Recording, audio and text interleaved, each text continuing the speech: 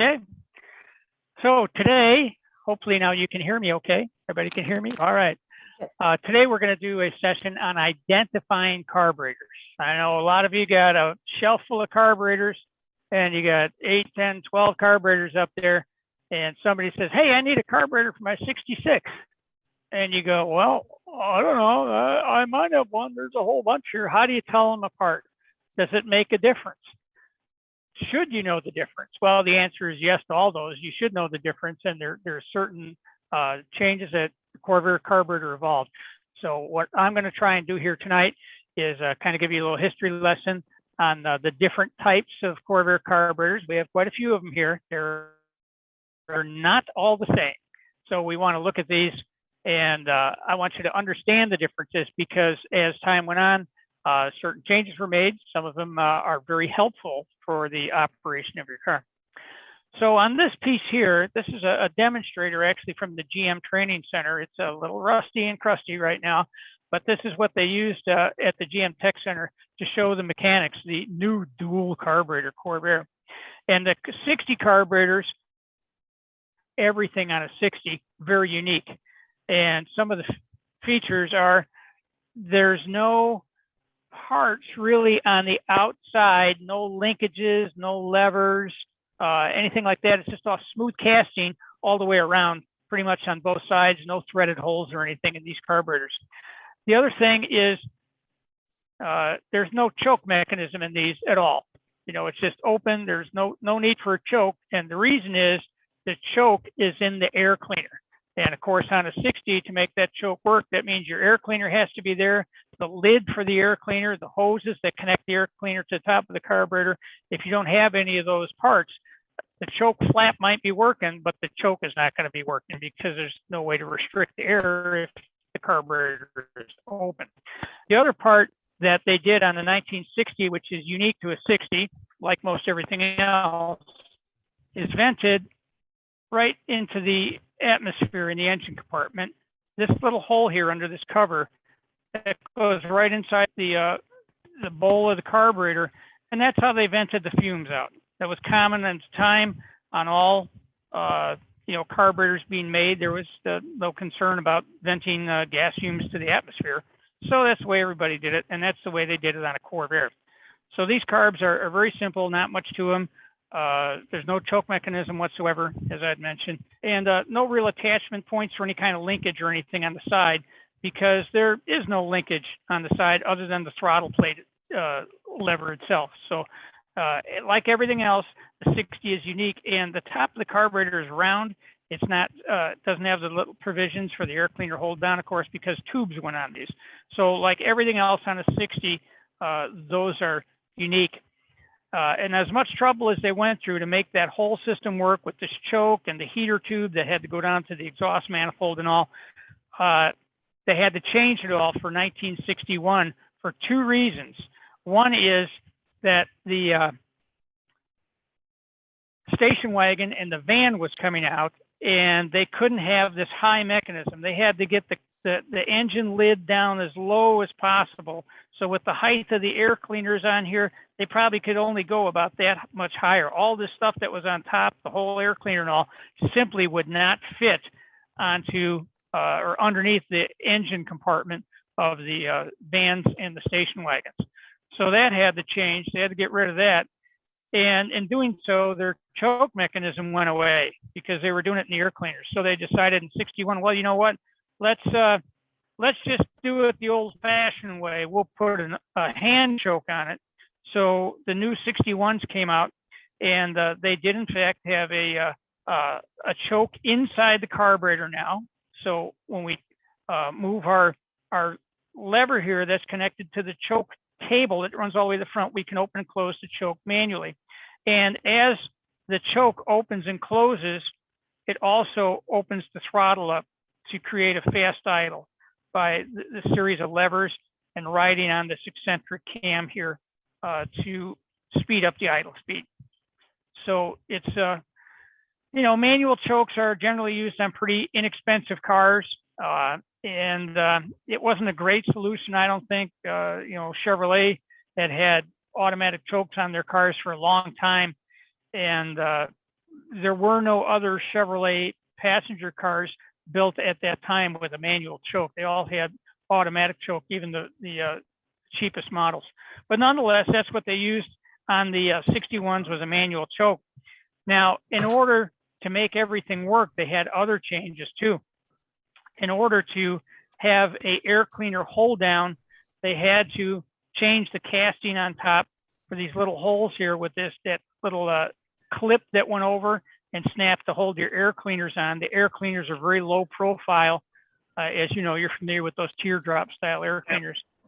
And then importantly, they could no longer vent the gasoline to the atmosphere in the engine compartment, because one other thing that the Corvair had to change was that the gas heater that was in the 60 models worked great. I mean, instant heat and all that, but it did take some gas to use that. And the competition had a field day with, beating up the Corvair and its gas heater. Here's an economy car that costs you money, miles to the gallon, when you turn the heater on. But instead, the Falcon has its free water heated, heater and on like that. So it was really quite a problem for sales department to overcome that, because it was true. The gas heater did use some gas. I've seen ridiculous percentages put out there. Some say, oh, it cut your gas mileage in half. Well, no, it didn't. At maximum output, it might have been like 2 miles to the gallon. But, in a car that's supposed to be an economy car, that's an issue. So they came up with the new direct air heater, which presented its own set of problems. And one of them is all the air that's used to heat the inside of the car first goes basically around the motor and in the engine compartment. So if we were venting the carburetor into the engine compartment, if you turned the heater on under certain conditions, you'd get gasoline smell from those vapors that were coming from the carburetor. So Chevrolet had to do something else. And what they did is they internally vented the carburetor. So no more was that little piece over here open to the atmosphere. Now they vented the carburetor. They added, here we go. They added this piece, which we generally call the duckbill for an obvious reason. And at the very bottom of it is a hole inside the duckbill. Let's see if we can get a shot of it down there. The light's a little poor. Let's see if we can illuminate that a little bit better. Let's try this. Can we see that? Can we see that hole down that?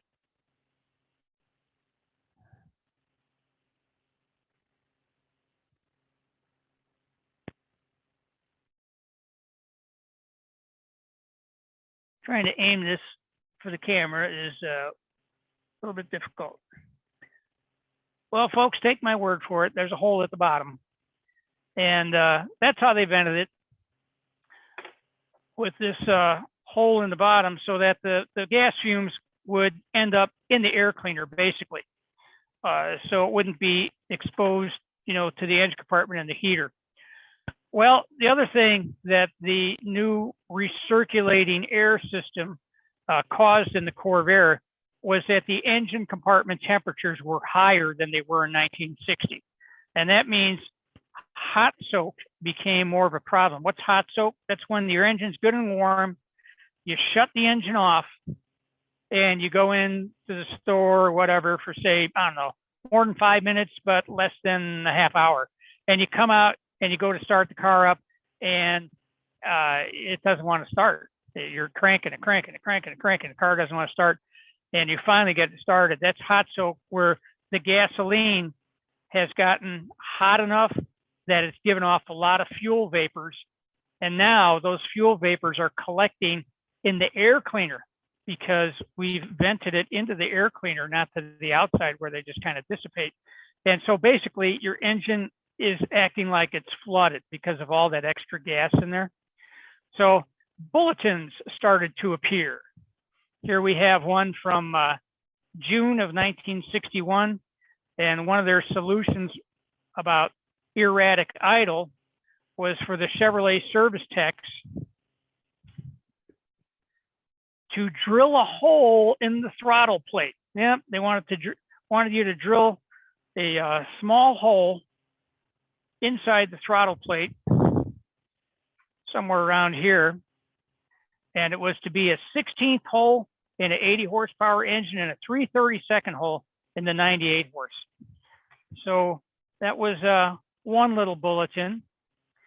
And then on August 30th, they had another bulletin out and basically told people if they were restarting their Corvair and if the engine didn't start within 10 seconds, is to slowly push the gas pedal to the floor and hold it there, just like the engine was flooded. And they said that the engine, it said, do not operate the starter more than 30 seconds continuously without a brief pause to allow the starter motor to cool off. So this was getting to be a problem. Cranking your car for half a minute, it's not starting. You know, like I say, it was starting to cause problems. So then, yet another bulletin in August of '61, they changed the gasket on the air horn. The old ones were open above the floats. The new ones had the two little holes that you're probably familiar with from your rebuilding kit. And what they were finding is that Corvair models with 3 or 4 speed transmissions may occur a cutout on hard right-hand corners due to fuel spilling out of the bowl and going up in the vent. So apparently Corvair drivers were starting to have fun with their Corvairs and go zooming around some corners, causing some flooding problems. So new gasket style in the carburetors coming out. Other than that, the 61s are, again, pretty simple. Manual choke is your big tip-off. For 1962, they rethought this manual choke deal. You know, with the Corvair being one of the very few American cars on the market with a manual choke. I mean, really, automatic chokes had been around, you know, since early in the 50s, so it wasn't the new thing. And it says some cars in the 40s and all, only the very cheapest bare bones models, even back then, had a manual choke. So Chevrolet decided we got to put an automatic choke on these things. You know, this hand choke just isn't making it. So that they did. The duckbill was still in the carburetor. I don't know what happened to my little red pointer. We'll just use this. The duckbill was still here for a vent with the hole at the bottom where my wire is going through at the very bottom of that. So that didn't change. The choke valve now was still inside the carburetor just like it had been, but there's some new equipment on here. A rod comes up from a thermostatic coil down by the exhaust manifold. You're all familiar with that. The rod comes up through the upper shroud and operates this lever. That in turn, when we make this mechanism move, it moves a fast idle cam in place so that the idle speed is faster with the choke on. And there's also a mechanism here that's the choke unloader. So that say the engine is actually flooded. When you floor the gas pedal, right here, you can see that arm touching right here is causing the choke to open up. Not a lot, but it's open some. It's not fully closed. If I release that, I can close the choke all the way. But when I floor the gas, the choke will open by the unloader tang here, which is touching the throttle linkage. Okay. There's also, this device is called the choke pull-off or vacuum pull or vacuum brake, a couple names for it. The purpose of it is if the choke was fully closed when the engine first started, well, that's too much fuel, it's too much choke. You need to open it up some for the engine to breathe. So this port was added to the carburetor and it goes right to manifold vacuum here and to the hose and up to the vacuum brake diaphragm. When the engine starts up, creates vacuum in the manifold, it pulls this diaphragm open and you can see makes the choke open up a little bit. And that's how the choke works. And then, of course, as the engine warms up, the coil expands, pulls the choke rod down and open. So that's the big change in 62, the addition of the automatic choke mechanism. Otherwise, the carburetors are pretty much the same. And of course, they had to add that extra pipe. But they were still having some problems with Corvairs. The engine compartment temperatures were still an issue. Now the Corvairs were developing more horsepower, and the hot start problem was getting to be kind of a big deal. So for 1963, carburetors came out with yet another revision, and that was to open up two holes in the throat of the carburetor here that go down to the float chamber there. And that's now how we're venting the Corvair, with these two holes in the carburetor. Otherwise, it's pretty much the same as the 62, except they made a new linkage here for opening up the with a flooded engine. Shell, if you can get in on these two. This is the 62 style with this long lever. This is the 63 style, and it does the same function. When you floor the gas pedal, this lever hits the back of here and opens the choke. So it does the same thing as the 62 did, but this was a little better. It had less friction. Let's see if we can make this all happen here. It had less friction at this point where the linkage touches it, so it made it easier for it to open. So that's the 63 style. And of course, the 63 also has our two vents up on top. Now, what about all those Corvairs out in the field? Well, things weren't going so good with the difficult restarting on the Corvairs. So here's yet another technical service bulletin from July 10th of 1962. Now, this was before the 63 carbs came out. They were telling the dealers to go ahead, take the carburetor tops off, and drill those exact holes that are now in all the 63 carburetors. They were showing us to take the carburetor top off and basically drill these two holes from the bottom out to open up that venting to try and get the cars better ventilation in the carburetors to help dissipate some of that,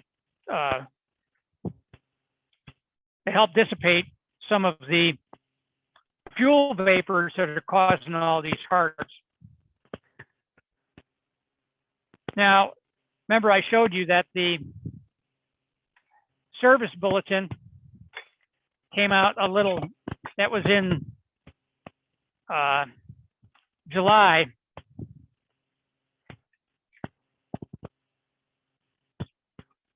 And we had yet another service bulletin. You're going to love this one. The situation was so desperate to help get rid of those vapors that they were recommending hot starting on 63 Corvairs. It was so bad, they recommended drilling a hole in the side of the carburetor body, actually through the side of the carburetor body, to help get those vapors out of the air cleaner and the carburetor for restarting. I've got a couple examples here of carburetors that had that done, and later on somebody decided, well, maybe that wasn't such a good idea. So here's one with a screw into the hole that was drilled previously for the hot start. And here's another that they, I'm not sure if it was a screw and they cut the head off or it was just a piece of lead or something. But again, that hole was the temporary fix. So can you imagine telling the customer that? Well, yeah, we made it better. We put a hole in your carburetor. That fixed it. Yeah, right. So Chevrolet was aware of these problems, obviously, of the hot start problem in particular. So they finally addressed it in 1964. And along with the fixes that they did, of course, we had the new larger displacement engine now in 64. So we did a few other changes to help the Corvair carburetor out. The first thing that was the big solution for 64 was the addition of a vapor vent. The vapor vent is this little round rubber piece. It's on a kind of a spring steel here, stainless steel, screwed onto the base of the carburetor, and the shaft of the carburetor linkage touches this when it's at idle. So if I open the throttle up, it's not touching. The rubber is sealed against the base of the carburetor. If I bring this down to idle, you can see that it bends the arm, the stainless steel arm, and it opens up a little gap here between the rubber gasket and the body of the carburetor. Now, where does it go to? Well, there's a hole drilled through the carburetor, and there's now a passageway inside the carburetor that I'll show you where it ends up.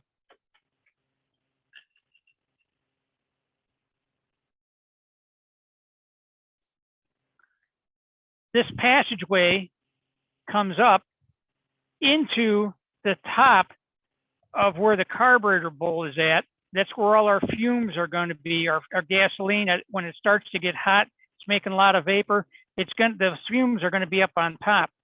With that vapor valve open, this one's got the vapor valve off, but you can see the hole where it goes into, okay?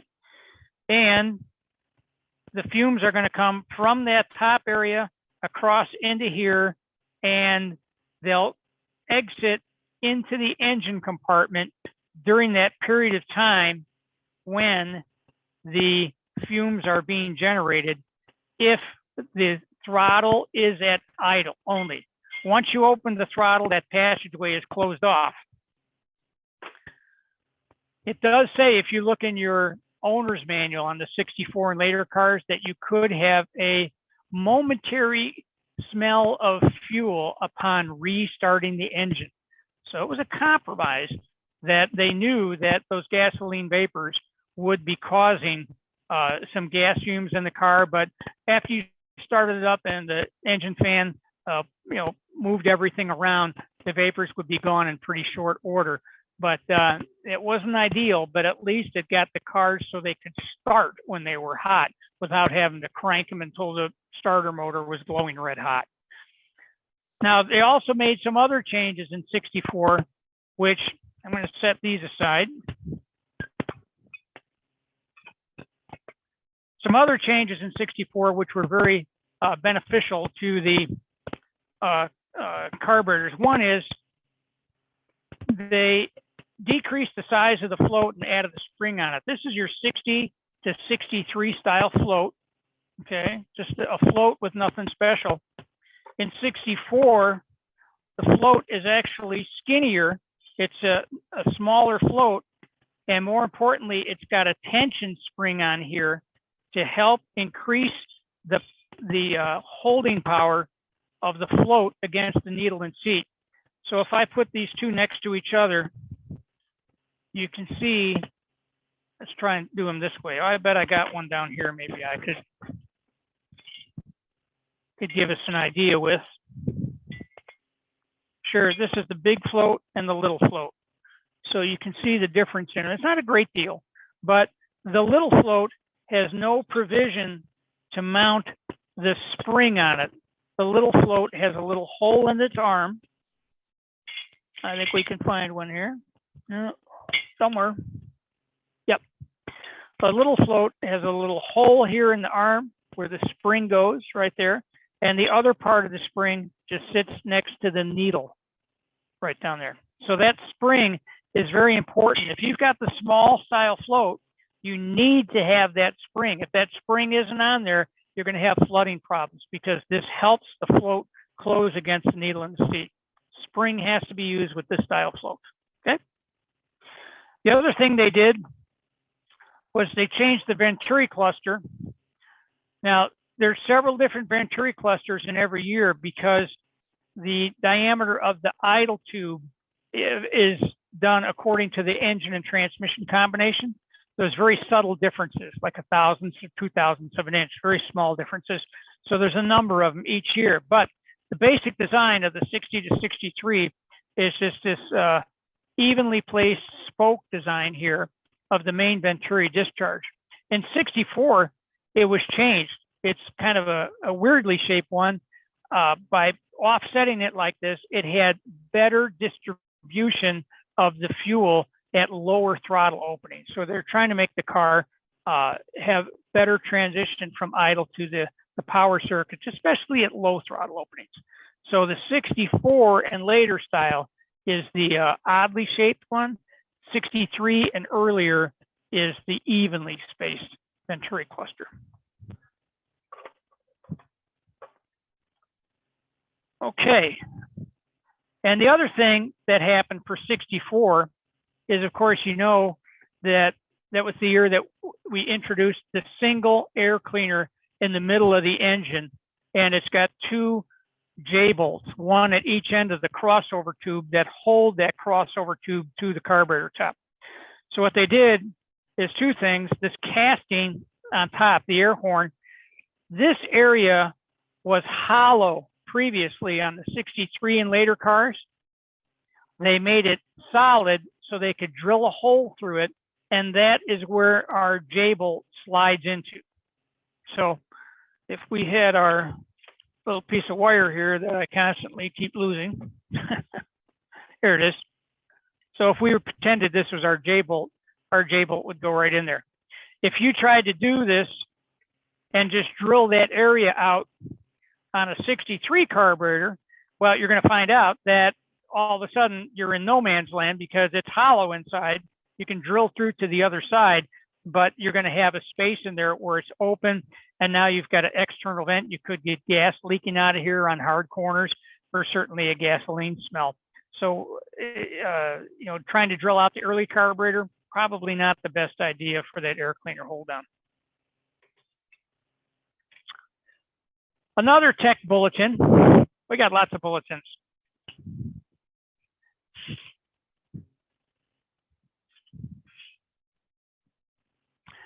This one came out in February of 1964.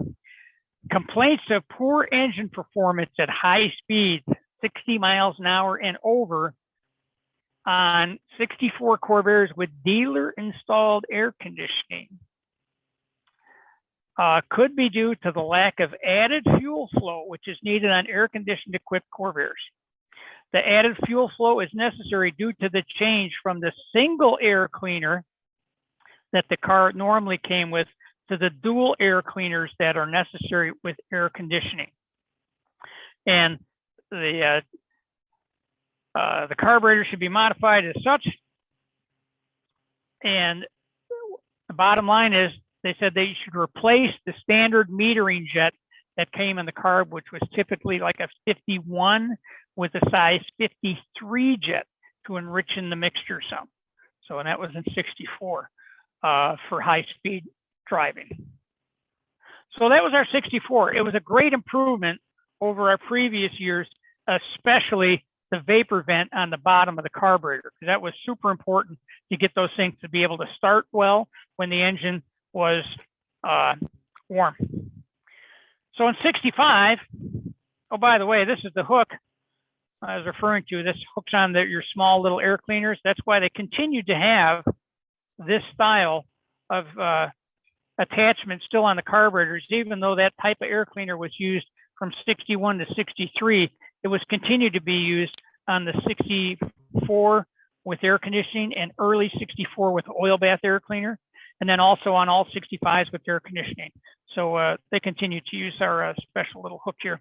And in addition, of course, being a 65 carb, it's still drilled for the regular style air cleaner that was in service at that time. So the 65 carburetor has pretty much all of the things that the 64 had. It had our vapor vent, importantly, on the bottom, just like 64 had, and it had our automatic choke mechanism. All was pretty much the same, except, remember in that service bulletin where it talked about the need to put a bigger jet on the cars that are suffering poor performance over 60 miles an hour.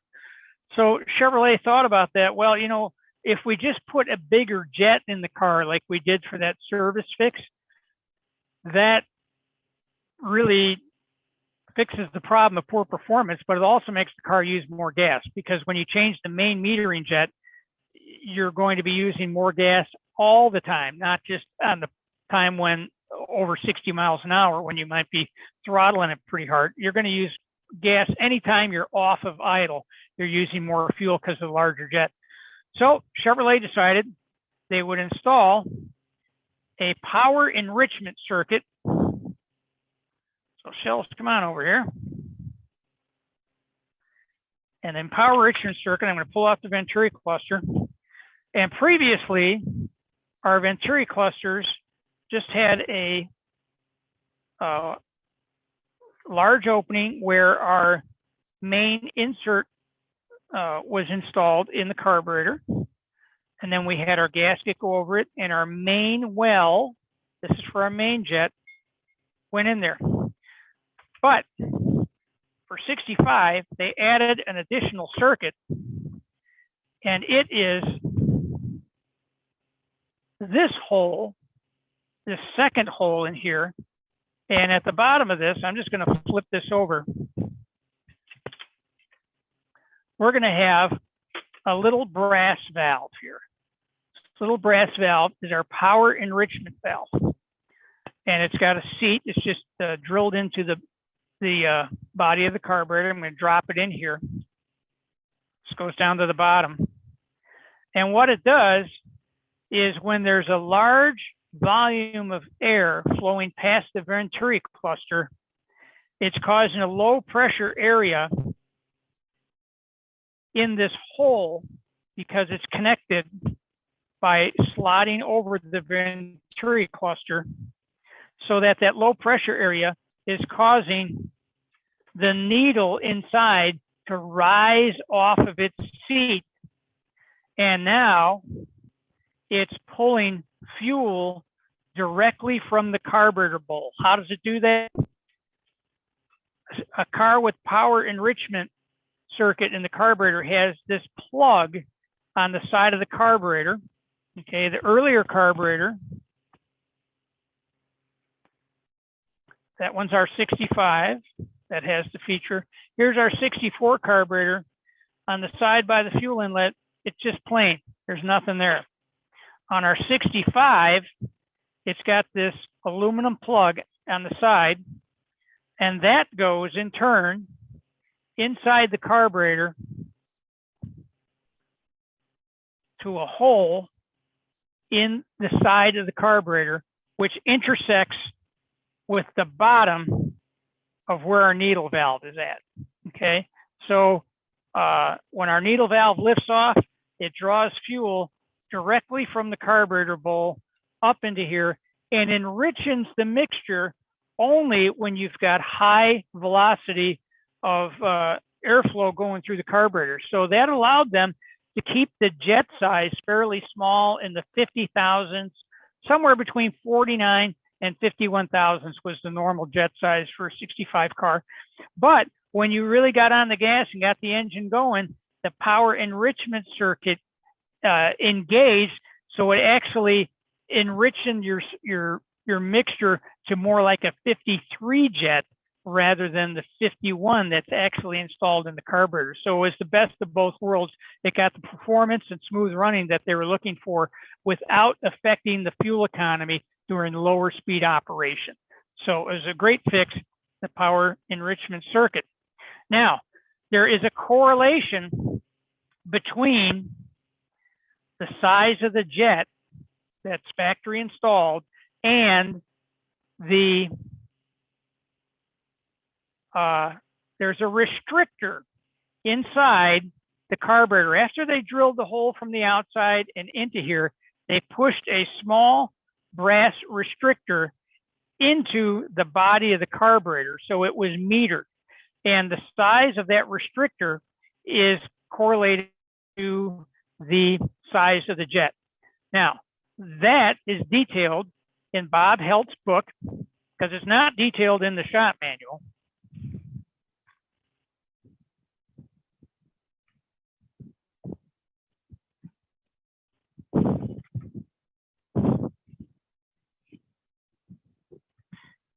It's a great book, by the way, the Classic Corvairs, got lots of information.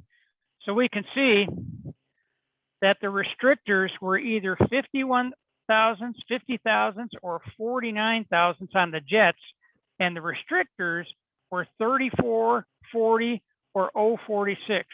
So if you had the biggest main jet in the carburetor, it used the smallest restrictor.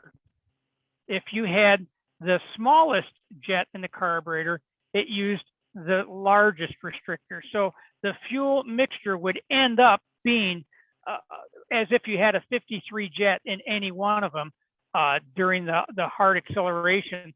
So it was compensated. So if you had, you say you were going to rejet your carburetor, you took it apart, and you found that it had a 49 thousandths jet, and said, whoa, that's way too small. I'm just going to put in a 53 in it.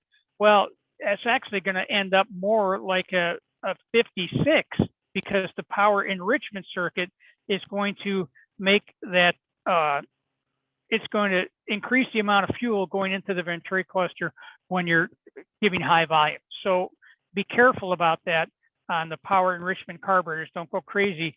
And remember that the smallest jets have the biggest, largest diameter restrictor for the least amount of restriction. So that's the power enrichment circuit. In 1966, Chevrolet continued to make some improvements in the carburetor. The biggest one, let's see if we can get a good shot of this. Let's look inside here. We're looking inside the bowl.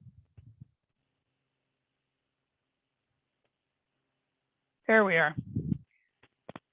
See this hole I'm pointing to right here? Inside the main casting, okay?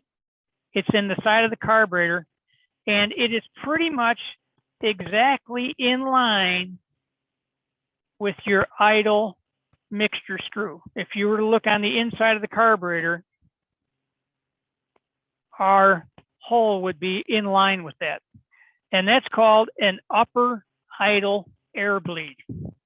And what this does is at low throttle positions,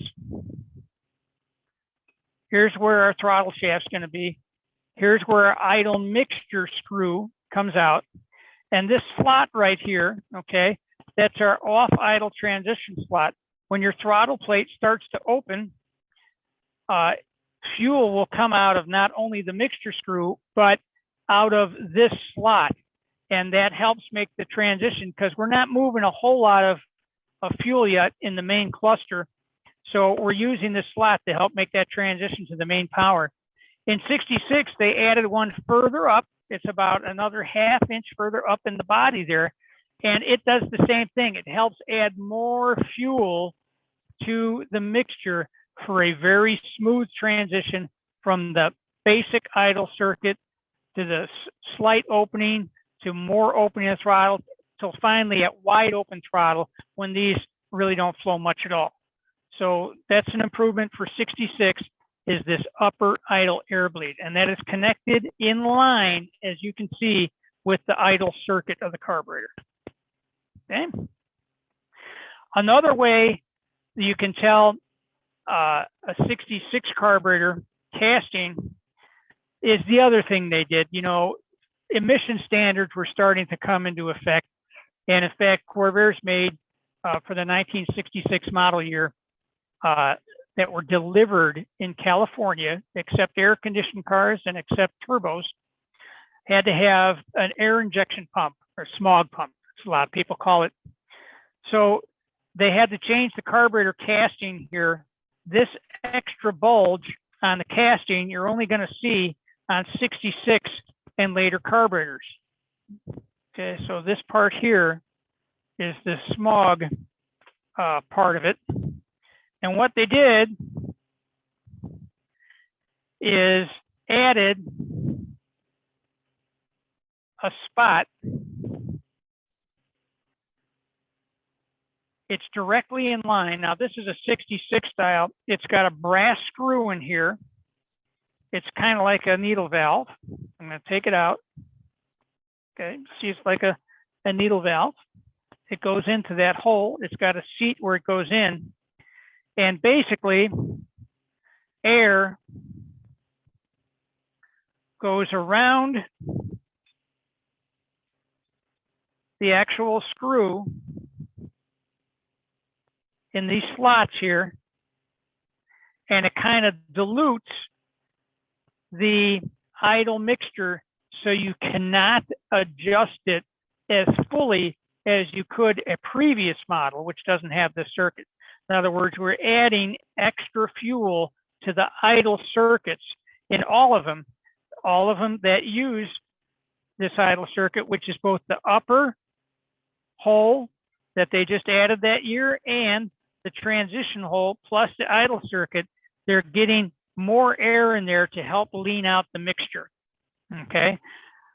It is adjustable on the 66 and 67. We could screw that down until it actually was fully seated in there, at which time it wouldn't really do anything, and you revert it to back being like an earlier carburetor.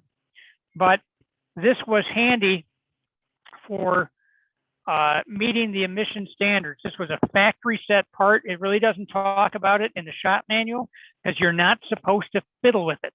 But of course we do.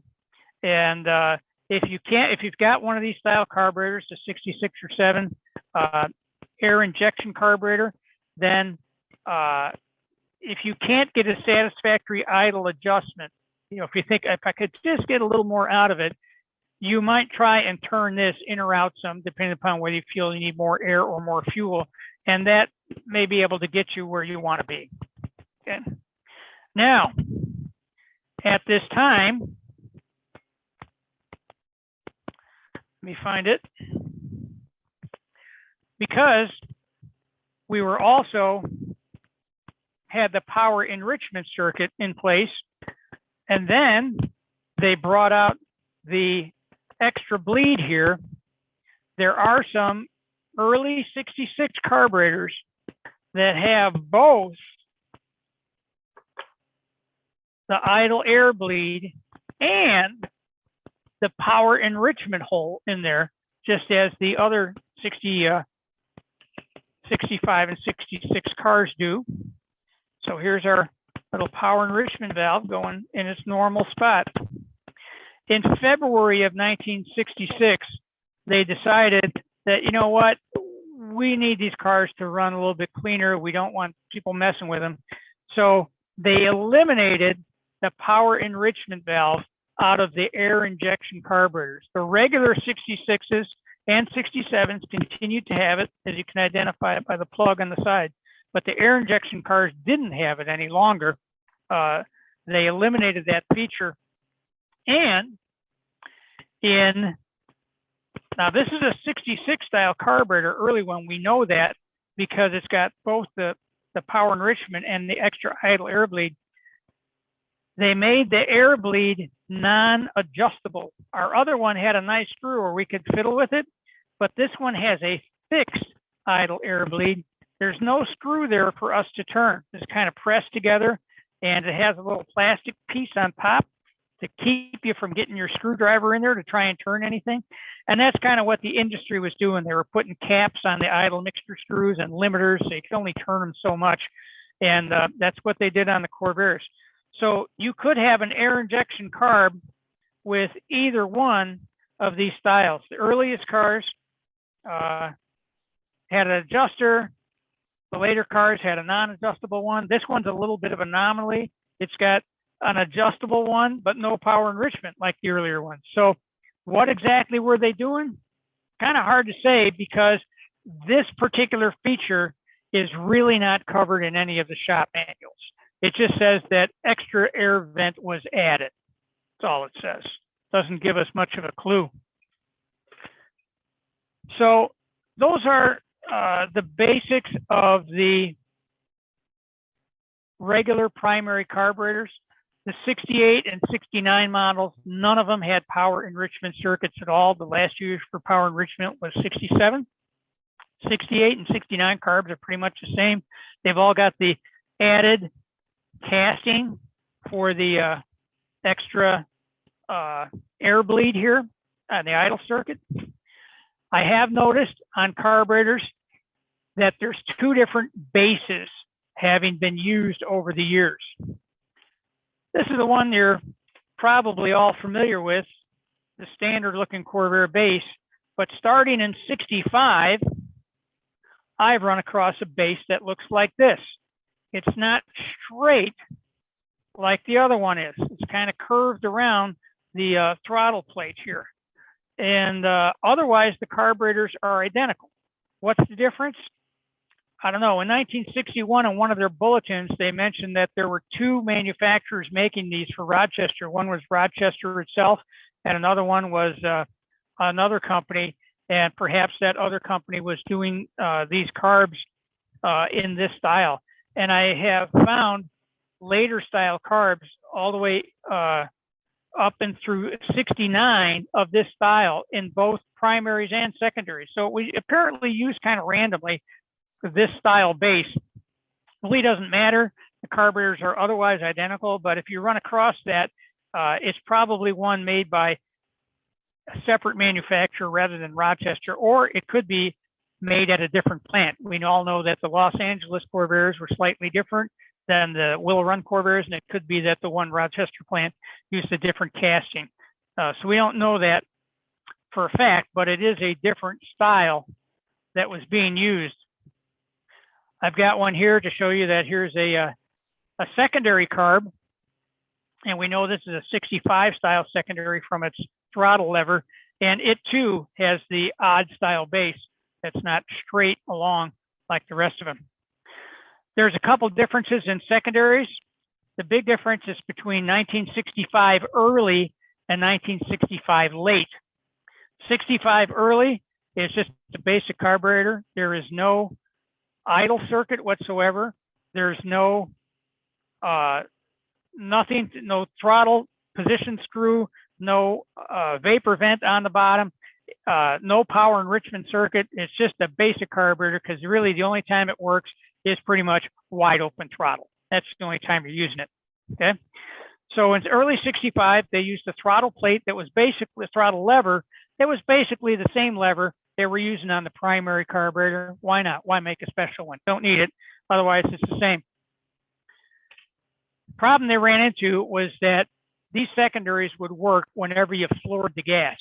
So if your engine wasn't fully warmed up and you floored the gas, chances are it would fog really bad or backfire and pop when you stomped on it with a pretty cold engine. So Chevrolet decided, oh, well, we can fix that. So they came up with this lockout mechanism for the secondaries. And believe it or not, of all the carburetors I had here tonight, I could not find a complete carburetor with all its guts on a 66. So I'm going to show you in the shop manual here. The throttle lever was completely different. It had a little hook on the end.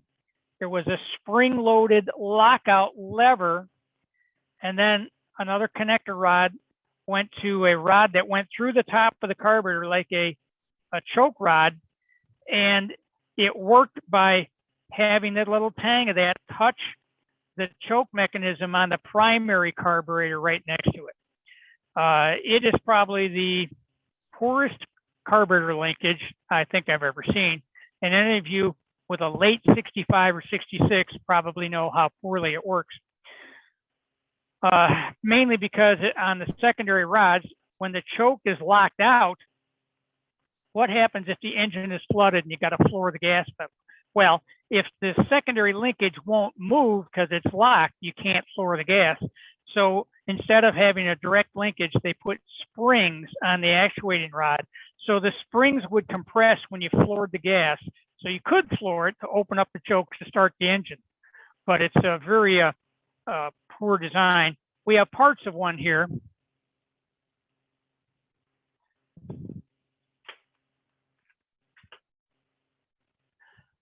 This is the actual rod itself, the linkage. This would be bent straight. Somebody's bent this one. Like I say, it's the only one I could find. And on this side, it would have the more of the lockout mechanism as in the picture. The rod went all the way through. So it's a unusual style. And as I had talked about before, the casting changed that they were using. So this is a secondary carburetor, 66 style housing here with the provision for the extra idle air bleed on the outside, even though it doesn't have it. It was never drilled out on this, but they changed the casting and it could be used with or without actually drilling it. So here's a secondary with that style casting. So we know it's from a 66.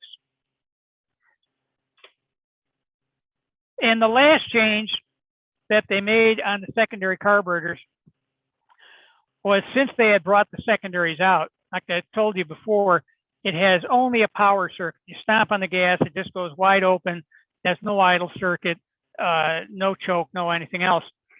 The problem with that is people who never floor it. So Grandma's got her 140 automatic Corvair, and she never goes over 40 miles an hour, and certainly never puts her foot on the floor. Well, those secondary carburetors are just filling up with gas. It's evaporating out. It fills it up with more gas, evaporating out. Pretty soon, the inside of that carburetor is nothing but dried up sludge in the bottom of it. And even if you wanted to use the secondaries, you couldn't. It wouldn't work, because once the gas got in here, there was no way for it to get out. So in '68, they decided, you know what? We can fix that. So they added a fixed idle circuit into the secondary carburetor here.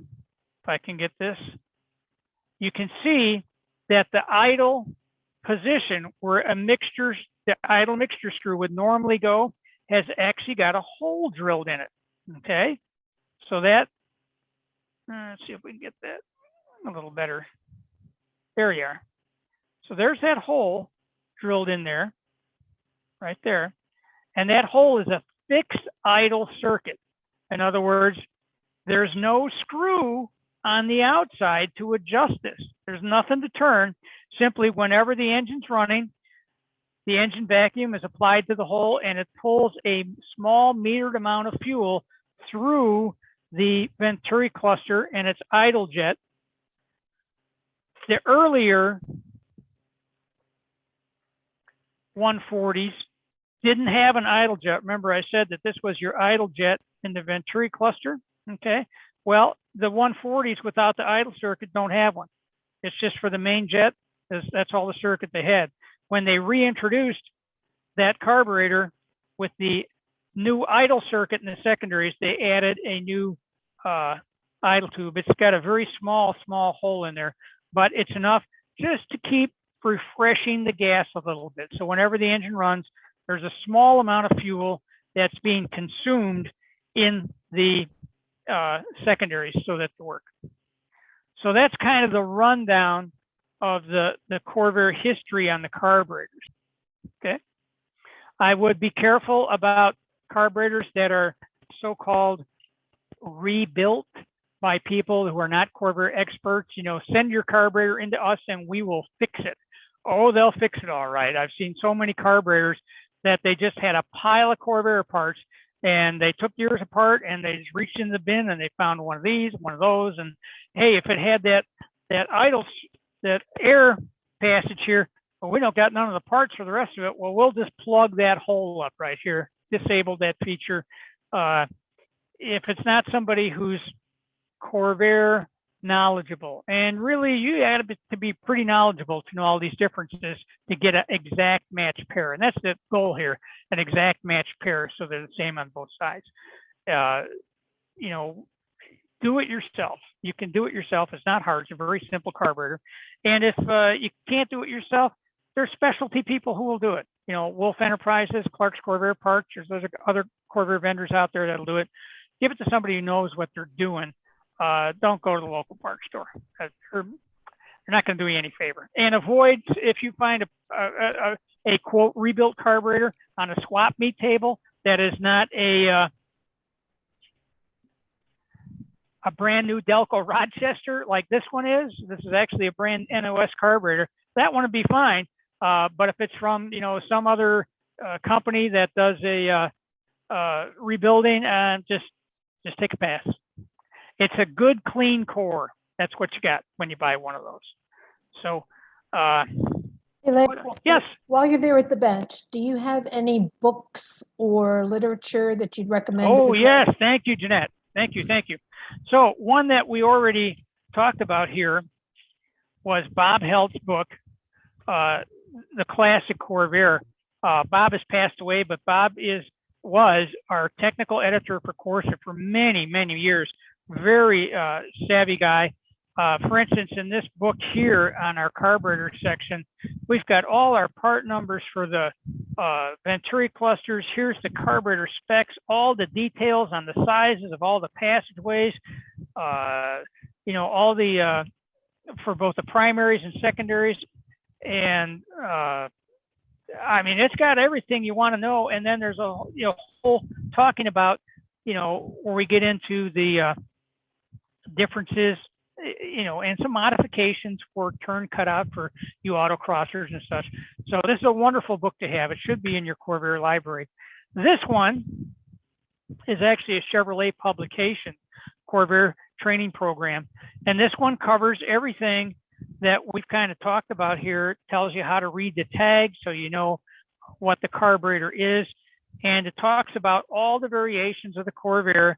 It shows you where all the little power valves go if you have that, the main well insert, all the differences, and then goes pretty much circuit by circuit, off, idle system, float operation. It gives all the theory of how this thing works.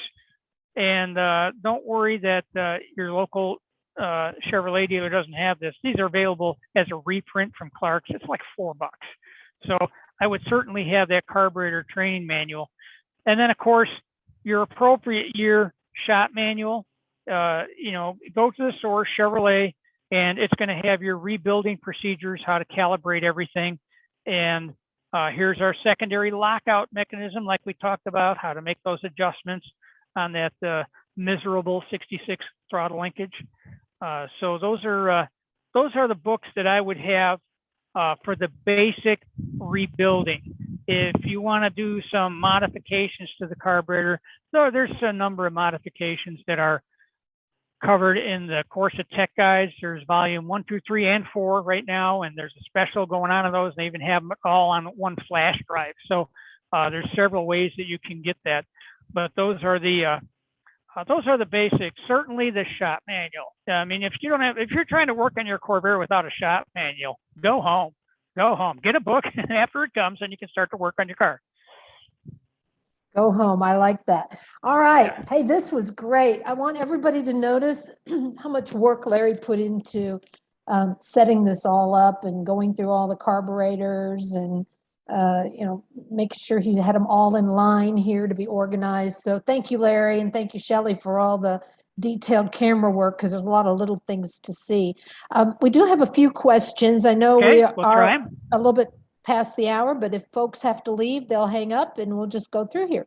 Carl Kelson, our friend over on the other side of the pond, or way on the other side of the world, is asking, do factory air-conditioned Corvairs have different carbs?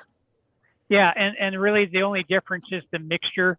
They have a different jet in there, just like I described in the one TSB, the Technical Service Bulletin, where they talked about they needed to put a bigger jet in there to make it perform well. If you look in the shop manual, you will see in the specifications here in engine fuel, a lot of times, especially in the 65 and later, there's a separate part number for the carburetor on air-conditioned cars because they typically run a different size jet in them. As far as other features, float level, the hard parts of the carburetor, they're all the same, but a different jet size, maybe a different venturi cluster. That's very well covered in Bob Helt's book because he breaks down all those parts on there. Would a regular Corvair carburetor work in place of an air-conditioned one? Yeah, it'd be fine. You know, to really dial these in because we're complicated today. A carburetor is a best guess on what the car needs. I mean, that's why fuel injection is so wonderful because it compensates for temperature, altitude, fuel quality. You know, it does it all electrically. Well, a carburetor doesn't know that. It just does what it can, and it's a best guess. So, if you really wanted to dial one in, you would put in an air fuel mixture gauge, you know, weld in a oxygen sensor into the exhaust and check the fuel mixture of the carburetor. And you would see at different times it would be running too rich or too lean. And by playing with the jet size or the idle jet size, you could make it closer to ideal. But that's a lot of work and that's a lot of fuss. To do that, you know, the carburetors work okay. I mean, this was a simple carburetor. It was a cheap carburetor, and it's never going to be real precise, but you can make them better. And of course, like I say, fuel quality varies tremendously, and the more ethanol in the gas, the more of it you got to use. So you may have to increase the jet size just because your area has, you know, you got to use ethanol in it. The typical problem we feel with fuel starvation or small jet size is when you're going along at a steady speed, say 35, 40 miles an hour, so just trying to hold it, and you want to give it a little more gas. You won't want to go 40, you want to go 43, and you give it a little more gas, and it just kind of, it's floundering. It's just not accelerating. I mean, if you really push your foot down, oh, it'll go fine. But just to try and ease into the throttle, that typically means you need to go up in the jet size. And typically going up 1,000 is not going to make much difference. But 2,000s, don't go in 3,000s or 4,000 step. But 2,000 is bigger than what's in there. That'll probably cure that. And again, that a lot of that is caused by, you know, the type of fuel that we have to use today. You know, it's not 1966. We can't go down into the Sunoco station and fill her up with 260. So, All right, let's catch another one here. Does the power enrichment passage get plugged during normal operation of the engine? I have taken carburetors apart where the needle valve has gotten stuck in the bore. I don't think I've ever seen it get plugged, but I've seen the power enrichment valve stuck. So usually you can get a screwdriver down in there, wiggle it around a little bit, and it'll come loose. Flip it over, take it out, and just kind of polish it up a little bit, not with sandpaper. You don't want to make it lighter, but just kind of polish it up a little bit so it's nice and smooth and it'll be fine. So I've not seen that. I've seen carburetors that somebody forgot to put it in, or they put in the wrong part. They put in a discharge needle instead, which was worthless. And when you leave it out, boy, you get bad gas mileage. So, yeah, but I've never seen the passageway plugged up. Okay. How about? I'm sure it's happened somewhere. How about once the two bowl vents were added to the 63 plus carbs, was the duckbill and vent added on earlier carbs still necessary? Well, in the technical service bulletin they had for the 62 models, when they told you to go ahead, go inside, take the top of this off, and drill out the passageways so you got the two vents in here, they didn't tell you to plug the duckbill. In fact, it would have three of them. And it's interesting that this new old stock carburetor here is that way itself. It's got the two vents, and the duckbill is also got the hole inside of it. I don't know if we can see that in the bottom of the duckbill. It's too dark. But this one has all three, and it's an NOS carburetor. Okay, now these NOS carburetors, they're kind of a mishmash. I told you about, the parts store carburetors, a little bit of this, a little bit of that. Well, that's kind of what GM did, except they knew what they were doing. So this has the top with the 3 holes in it, and but it's still a 63 carburetor without the vapor vent. But the castings are there for it. They simply didn't drill them out. So it's there's no reason that you need to plug the duct bill vent. If it's there, no reason to plug it. Okay, let's get to the next one. What size jet do you recommend on a 66 carburetor with the power enrichment valve? Well, again, like I talked about, every situation is different. The altitude you live at, how you drive, the kind of fuel you're using, it all makes a difference. So I can't say if there's one jet that's going to be right for everybody. That's impossible. Uh-oh, did we lose Larry again? Oh, no. Okay, well, okay, we might have lost Larry again. I'm so sorry, guys.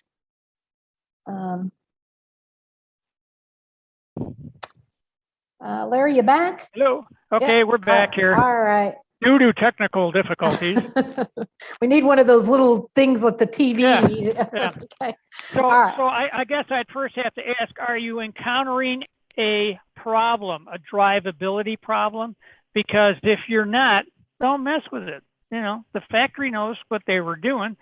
We just got to compensate for what's changed now since then. And that's going to be the fuel quality, mainly the fuel quality, and then your particular environment where you're driving the car. So, a stock 66 would have had probably 50s or 51s in it. If it's running fine like that, I'll leave it. If you need to increase, if it's got a hesitation, like I'd said, trying under light acceleration to go a little faster, light acceleration, and it feels like it's just kind of hanging back and not wanting to go. But if you really step on it harder, it goes okay. That's an indicator you could go up about 2 thousandths on the jet size, and that would fix it. 2 thousandths from wherever you're at. So if you've got a 49 in there, go to a 51. If you got a 51, go to a 53. Don't just it cannot arbitrarily say, oh yeah, put a 53 in everything. That's not going to work for you. Not well, anyway. Okay, I'm gonna grab maybe just a couple more here because we're getting kind of late for the East Coasters. How exactly does flooding occur in hard turns with 66 carbs? What about flooding it? Why does it do it? How exactly does flooding occur in hard Oh, that's turns? really easy. Well, you see these 2 vents on the top of the carburetor that we drilled in our earlier ones and came with the later carburetors. Well, when you get into a really hard corner, and you got to be cooking pretty good, the fuel that's in the bowl of the carburetor, if you go into a corner that makes the fuel slosh to the side, that fuel is going to slosh up inside the top cover. And where's it going to go? It's going to come out of these vents.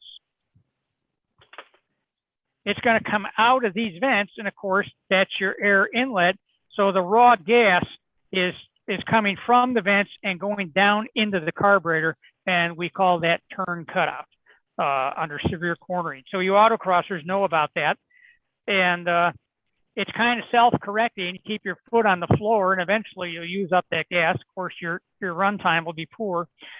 There's ways to fix it. There's turn cutout tubes that can be added. That's covered in Bob Helt's book. It's an old autocrosser trick to add turn cutout tubes inside the top of the carburetor so that the fuel has to go through a much longer path before it can come out the top and down the throat.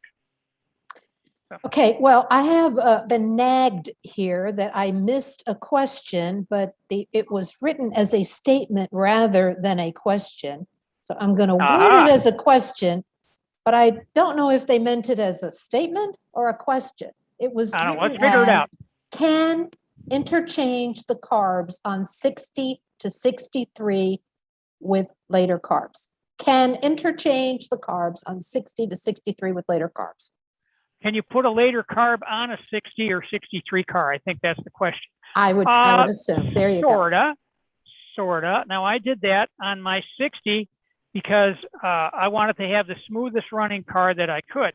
So what I did is I started with a 66 or 67 carburetor base.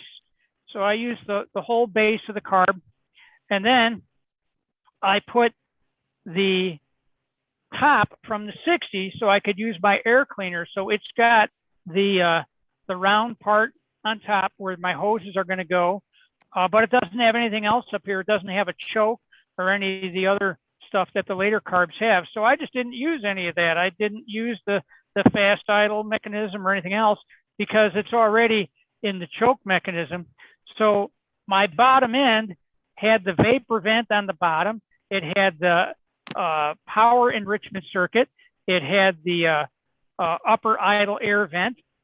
So it had all the really good stuff on the carburetor, but it still had the 60 top, so it looked pretty right. So you'd have to look pretty close to see that it had the extra screw hole here for the pivot on the fast idle cam. You know, that was still on there. I guess I could have cut it off, but it just didn't matter to me that much. So you could put the earlier top on a later bottom, and same with 61. You could transfer this. All this mechanism will fit a later carburetor, and you got to use the early carburetor top to make that later bottom work. And on a 62 and 3 car, it's a bolt-on. You don't have to transfer anything. You can just put on a later carburetor on an earlier car, and it'll be just fine. And it'll really help with the hot engine restart. So yes, I think that was a valid question, and the answer is yes. You got to be a little sneaky on 60 and 61 because of the special requirements of that motor, but you can use the main important part, the base from the later carb. Okay. And don't forget, by the way, very important with this with the hot soak is these carburetors came with a bakelite insulator between the carburetor and the cylinder head. Okay, very important that you put those between the base of the carburetor and the cylinder head. All 61 and later cars came with that. It's very important you put it on. Carburetor kits often come with these thin little gaskets. If you want to use the gaskets in addition to the bakelite insulator, that's fine, but never use just the gaskets in place of the insulator. The insulator is very important to help prevent the heat of the cylinder head from warming up the carburetor to that temperature. Good. Thank you, Larry. Thank you, Shelley. Thank you, everybody. As I said, these are all the videos are posted on our YouTube channel. Sure. But again, thank you so much, Larry and Shelley, for volunteering to do this. And Jeanette, thanks for being our coordinator. Yes. Oh, well, thank you. I enjoyed doing it, and I'm glad everybody's getting a lot out of them. So thank you, guys, and have a wonderful evening, everybody.